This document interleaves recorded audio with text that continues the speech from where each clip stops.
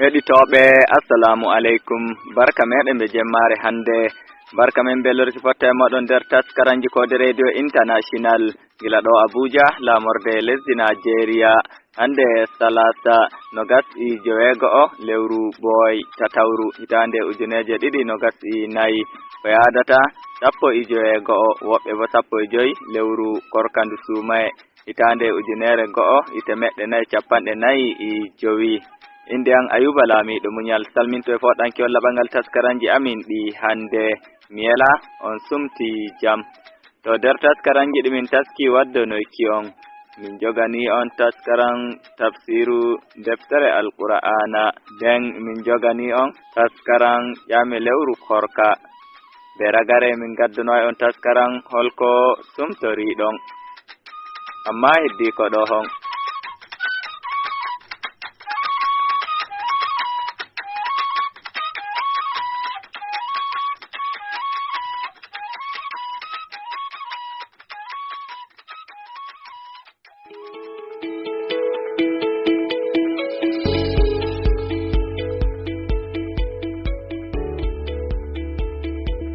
Keɓitoɓe, hande min heɓata waddango on kubaruji duniyaru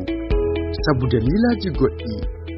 Ngam non woɗɗe jonde ngam heɗitiggo taskaramji ɗimin taskani on hande.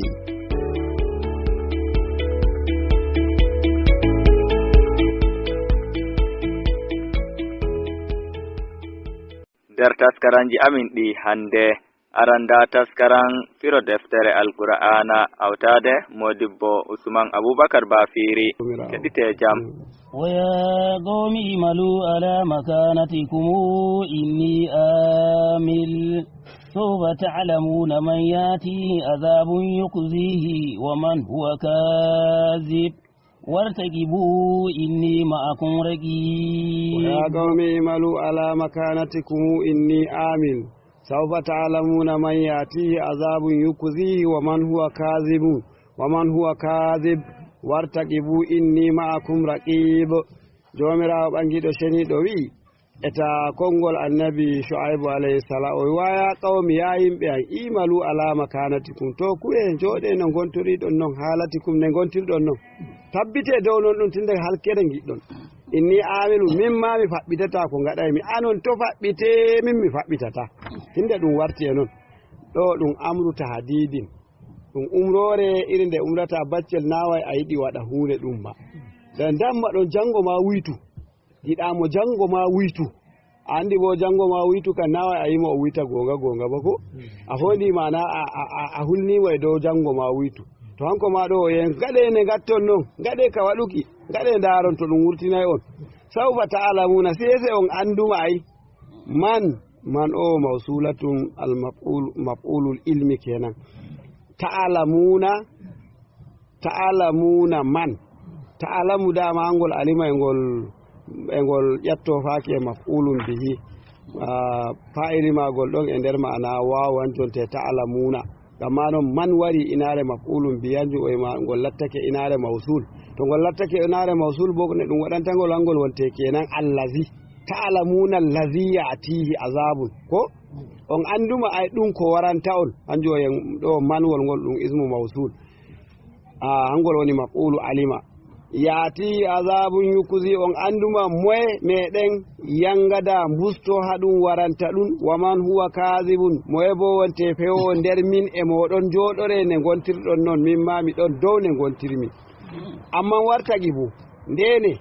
intaziru aqibata amrikum, ndene ragare fi moɗon ne latoto. inni ma akuraqib, min ma mi ɗon rena halkere moɗon. ay muntaziru mi ɗon rena tundeni to on gaɗi ni bo to lalle bo jomirawo ɗon tammi halkuki on. ɗum fu ɗum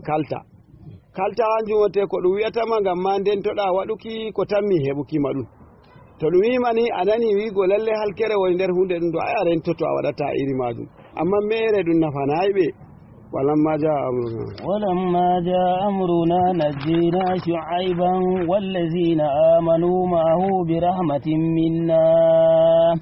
وأخذت الذين ظلموا السيئة فأصبحوا في ديرهم جاثمين. ولما جاء أمرنا نجينا شعيبا والذين معه برحمة منا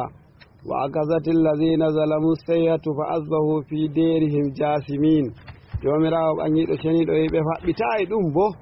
non ɗum bo ɓe gaɗi ka waɗi bane annabi Shaibu wiɓe non ɗum ɓe ndena ɗum ni ɓe gaɗa ka huuki non ɗum ni ɓe gaɗi ka huuki bo kugal geddi banane ko a tagu joni kadi mo hokketena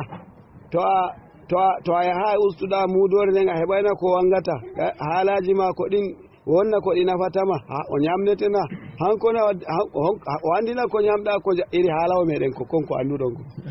kona no gaten kayki ɗumen wo nafatama o ñamnetena a torotomo hirandena koduna ko hokkatama haaje maɗa ko ñamade ɗo jewɗa a tewa e mako haala woni jowtirko ko ngala hoore ɗum fu majum heɓa hawtidira ko maggoko ngam ma yedda Allah hawtidira haala o kon heɓa ko maggoko ngam ma yedda Allah e dow mako to hanjum hamɓe ma noon ɓe gaɗi ka waɗumi kadi walamma jaa amruna nde fi amin wari bi ilaki mana e halkukiɓe najjeyna Shu'ayban he min kismi annabi Shu'aybu wallazina amanu ma'ahu ɓen bo nuɗɗinɓe hawtade e maako hu min nuɗɗiniɓe min kisniɓe bi rahmatin minna e hinna e amin assayhatu kadi ñaagale akazati allazina zalamu ngari keɓi ɓen ɗon toñiɓe koye muɗum saha bihim jibrilu malaika jibrilu wookiɓe hanjum wonte mana neɗɗuyata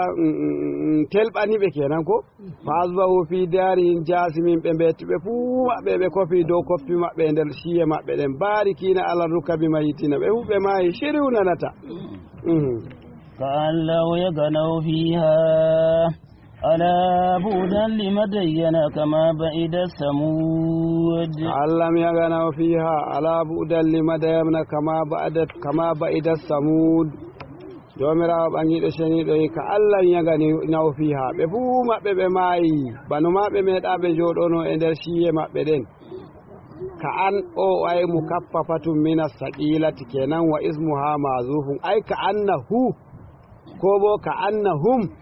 anummano hamɓe ɓe lam yaganaw fiha bano maɓe meeɗaɓe joɗo ɓe jeynito ɓe gaɗane ɓe giɗi e nder ciye maɓɓe ɗen daɓɓe ɗon ɓe fuu ɓe mbaati ala jamaare ketinena noon buudalli madayana ɗum woɗɗini gal modibbo Usman Aboubacar Bafiri a yettama to madalla heɗitoɓe ta'ongoyte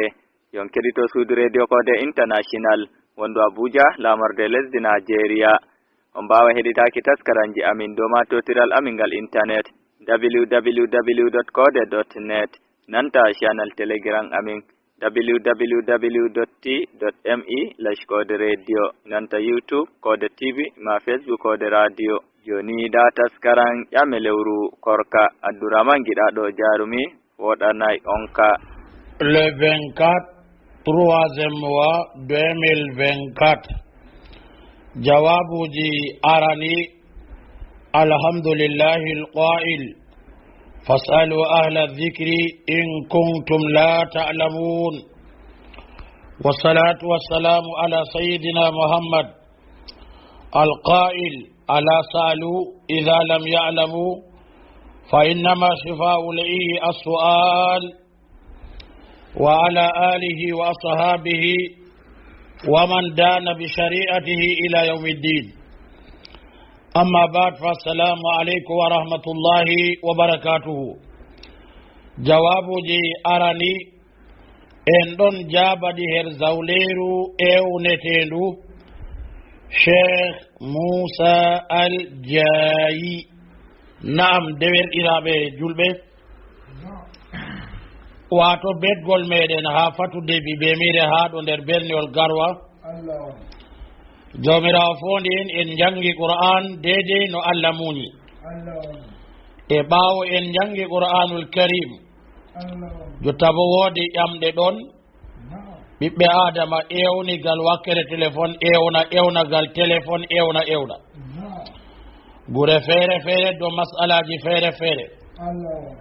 ƴamɗe maɓɓe ɗo en giɗen laara nder ton ko ƴamɗe 4 ko 5 dede no Allah fondi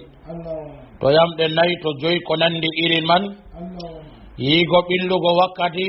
wato e ñalugo inchallah waddanen yamɗe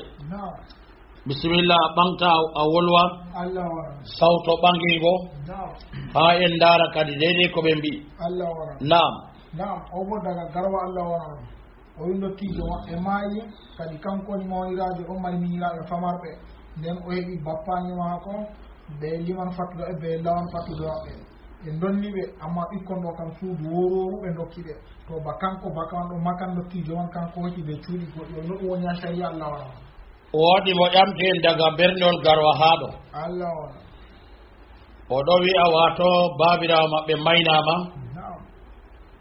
nde baa maɓɓe maayi Allah wona se o tefi bappaño maako bappaño maɓɓe Allah wona ɓe liman fattude wanna ɓe ndungu Allah wona ɓe ngari ɓe ronni saare go amma ɓiɓɓe famarɓe ɗo ɓe dokki ɓe suudu wooru wooru Allah wona ɓiɓɓe lattuɓe famarɓe Allah ɓe wona dokki ɓe suudu wooru wooru Allah wona kanko bakirawo Allah wona nukkure nde ha baaba maako wonno ɗo suudu man o hooƴi Allah wona ɓe cuuɗi goɗɗi bo o hooƴi Allah wona no ɗum wonata ha islama na'am ha islama ka o zambi ɓikkoyɗo on Allah wona ha islama ka o zambiɓe on Allah wona go'o en foti en wiya ha baaba man maayi ɗo wonno ɗo Allah wona foti wona suudu man kayru kam na'am ɓadima ma wona chambre salon Allah wona na cuuɗi ɗiɗi nden o ɓeddi fayin ɓe suudu wondu Allah wona ko ɓe cuuɗi goɗɗi Allah wona to ni daraja cuuɗi man na'am fotayi ɓe je derɗiɓe ka o zambiɓe Allahu akbar joɗɗa handon ngoɗo Allah wona woodi ko yimɓe yiɗa nanugo na'am na ɓe famay ɓe yiɗa ɓe nana on Allah to jawmo saare maayi na'am cewu ba baka gam ɗo jo'ini suudu ndu baaba walanno ka kankon walata maaru Allah ha sharia bo na'am ɓingel dañangel hande na'am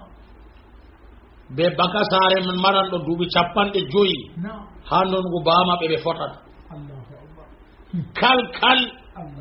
seede ɓiɗɗo debbo be ɓiɗɗo gorko na'am le dakari misɗo handil sayni Allah wona gorko ɗo ho an geɗigu ɓiɓɓe rewɓe ɗiɗo feere maako Allah wona amma jotta no warti ha leddi ndi Allah wona daga garwa ɗo haa ɗo na'am ha dindi marwa Allah wona ha dindi gamdere na'am to jawmo saare maayi na'am baka man ma ɗo jo'ini na'am vilaru ɓurdu ndu wooɗugo ɗo Allah wona ha baba walanno ɗo kan ndu maako Allahu akbar fattude bo ɗo jo'ini na'am vilaman ndu maako Allah wona moy pat ɗo jo'ini na'am hakke geddal man wari ɗisi ha ɓerɗe yimɓe Allahu akbar a faminan Allah wona yimɓe haɓa hula Allah na'am ha o wi masala donguɗo na'am se o ɗaɓɓita no ɗum fotirta Allahu akbar ha derɗiɓe roni na'am be ha o roni ɗo se fota Allahu akbar amma to ɓurden ɗon na'am o rena ko Allah huwata mo adalngal Allahu akbar baabirawo maɓɓe ɗo maayi on na dilli duwala loran na'am na dilli kano loran maayi on na'am kanko mo tamman maayigo Allah wona ni en mbiyatamo Allahu o hula jawmirawo Allah wona o wi daga garwa na'am baay min ɗon kofna Allah wona wato liman bakary Allah wona ardanɗo ha julirde alaji oumaru dépa basore men kofni mo na'am e min ɗo kofna bo goni sanusi ha takasko Allah wona min ɗo kofna bo goni abacar magaji Allah wona ha fattude lopere kilaru na'am ayi hande on ɓe gaɗi do a tati mayiti puldebbo maako o warti Allah wona min kofni mo na'am baay oustas nasuru bibe mire min kofni mo Allah wona modi bo suudi ha fattude bibe mire bo min kofni mo Allah wona naam na'am obo daga yawunde Allah wona o daga yahunde o yende wima saali ɗo ɓe invitaɓe kamɓe kam to ɓe ɗon ha tirbinal to ɓe ɗon ha tirbinal man ɗo ɗum jumɓare wala tirbinal o ɗum tirbinal kam bangal ɓe jorotoman Allah wona o inde man oɗon tirbin Allah o wona tirbinal ka babal kita nam Allah wona O. jotta kam wakkati waɗi wala ɗummani ɗo julgo sakko jumɓare keforga woni do maɓɓenamalla ko ɗum joɓe Allah wona goɗɗo ƴami ko saali ha yahunde capital lesdi cameroun Allah wona yende ɓe gaɗi gamarle defle 8 mars Allah wona yende jumare nam kamɓe ɗo ɓe invitaɓe ɓe inviti ɓe No. hoore en taweteɓe ha babal 8 mars Allah wona jumbare waɗi ɓe ummay ɓe jumɓoyi ɓe ɗon jooɗi laara keesiji rewɓe korle rewɓe yaadu rewɓe kamɓe ɓe invitaɓe ɓe ɗon ha turbide e ɓe yaha jumbare no haala man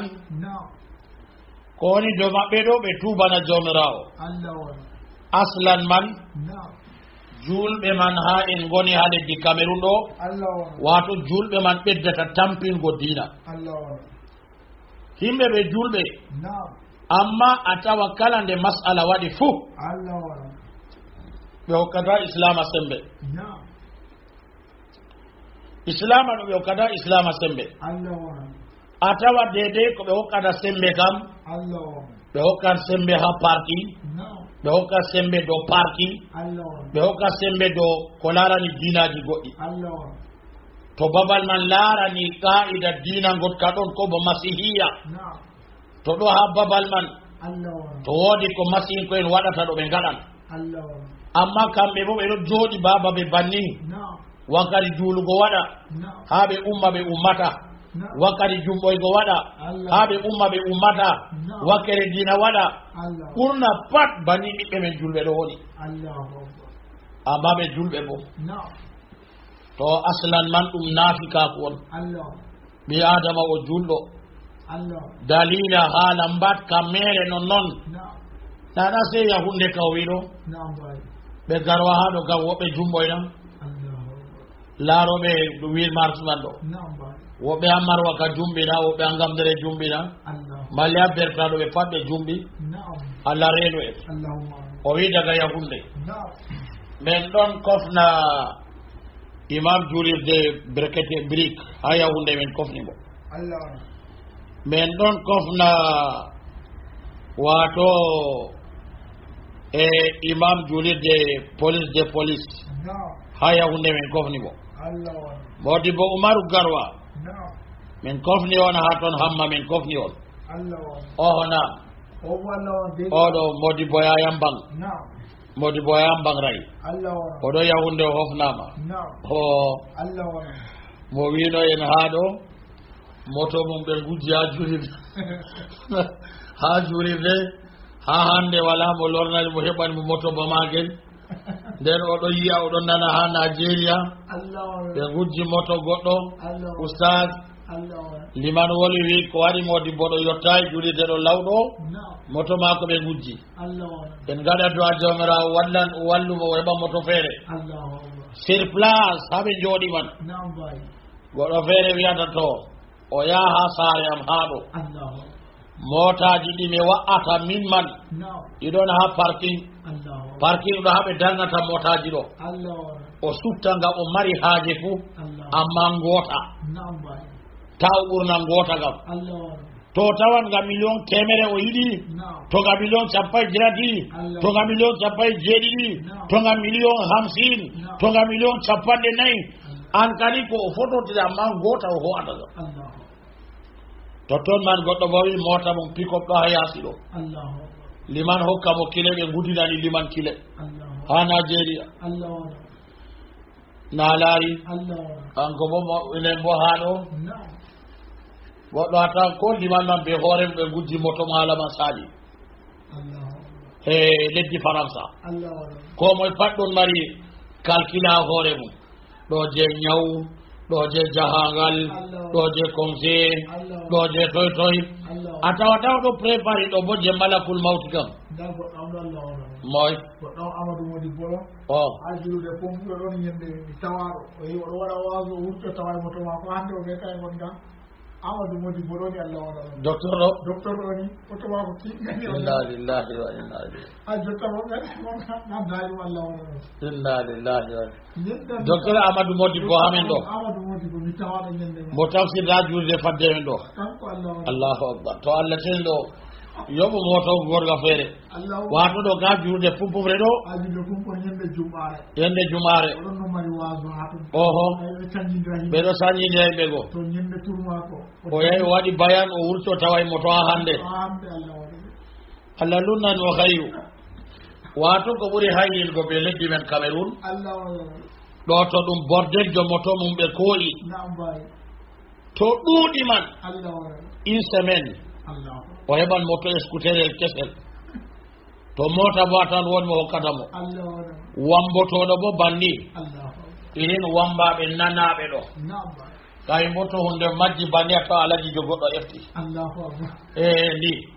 be bordel en ɗo Allah a tawan ajaba en leddi ndi ɓurna pat Allah motoji perɗi na'am woɓɓe feere bo motaji ɗo waɗi lafay Allah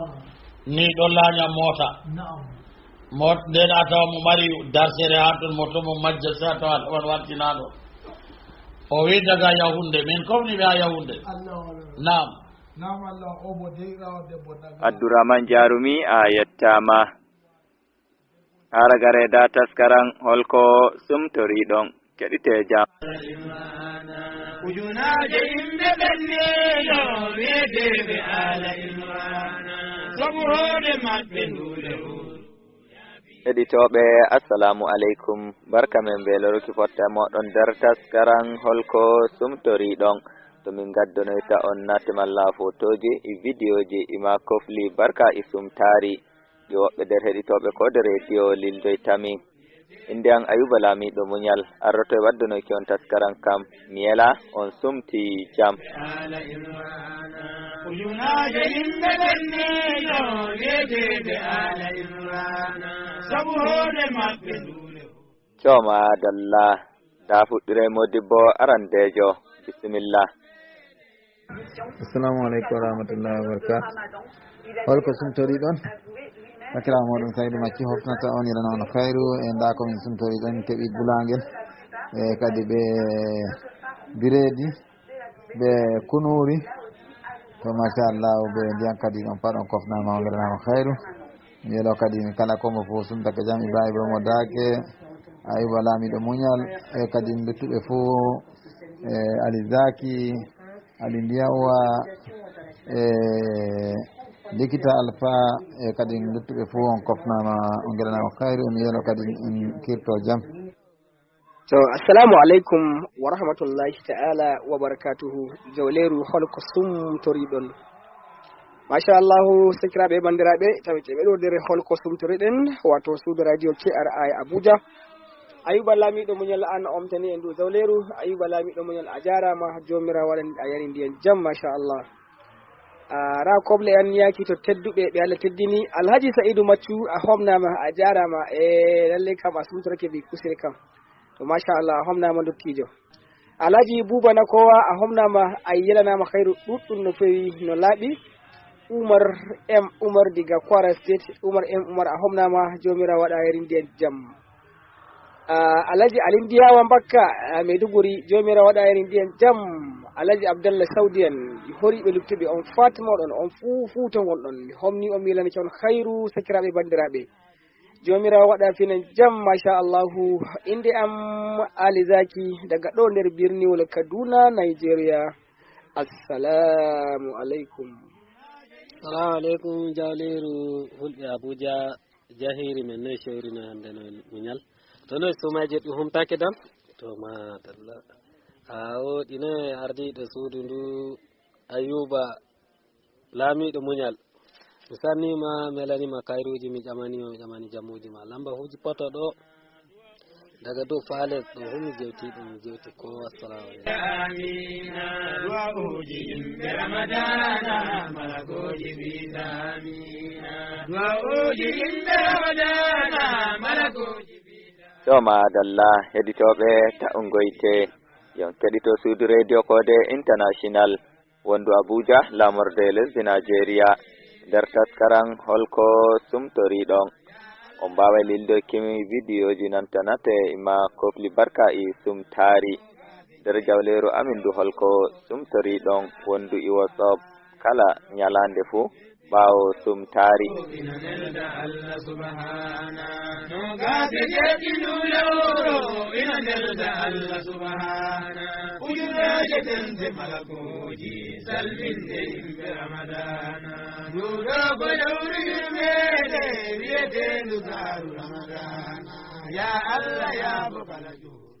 assalamu alaikum wa rahmatullahi ta'ala wa barakatuh. Jawleru holko cumtoriɗen ɗum radio Kode International tawteɗum Abuja. Jagorɗo meɗen Ayuba Lamiɗo muñal maɓɓitani en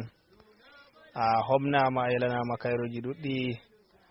Aranni mi homni Ayuba Lamiɗo muñal, nden enanta Alhaji Saidou, nden enanta Alhaji Talba Jambutu, mi homni Alhaji Muhammadou Kato taweteɗo leydi Niger na Kamaru. Mi homna Alhaji Ibrahim Iromo Dage, nden imi homna Ali Zaki, imi homna Bubaruwa, nden imi homna Comrade Usman, emi homna Alhaji Umar M Umar, Alhaji Abdul Karim Inyas, Alhaji Talba Jambutu, Bobbo Jawai, endanta ɓi ko awwal Bobbo Suleiman Samdanantari, jami'ijo radio Pulako FM. Mi homna kala kettintoɗo e wakkatiyel ngel fuu yelago on jari ndiyam jammi sumtorike ndiyam e kunu. Mi homna on fu moɗon. Inde am Bubana ko taweteɗo leydi Adama Yola, Nigeria. Mi homni on fu mon. Assalamu alaikum wa rahmatullahi wa barakatuhu. Jawleru holko sumtori ɗon on kiri jam, on kirti jam no comri no wuro, no e golle, no e habdugo, no e harkaji, no ibada. Mi weelo ko mo yari ndiyam jam to tawa fuu. Masha Allahu, emi hofna sakiraɓe bandiraɓe daga jagorɗo meɗen Ayuba Lamiɗo muñal, Ibrahim Iromo Dake, Alhaji Maccu, be Bubana Kowa Yola Adamawa State, nden bo miɗo hofna Isaka Gidado. To on fof kam on fofnama, on jettama, on jelanama khairuji. Miɗo wiya Mohammed Gidado iga leydi Douala lesdi Cameroon. Emi hofni Likita Alpha be luttuɓe on pat mo miɗo hofna ko dow inde mum dow lamba muɗum. Miɗo lano khairu. Inde an Umar M Umar, kullotaɗo Faraste. To madalla heɗitoɓe fuɗi fuu iɗo omin gaddi ragare taskaran holko sumtori ɗon ka hande dow darde hukuma suudu radio Kode International. Inde an Ayuba Lamiɗo muñal, jeyaymi on ɓaalen jam. Yabiɓe Allah mana nuɗo ko lawru yurmede wiyete dugaru Ramadan.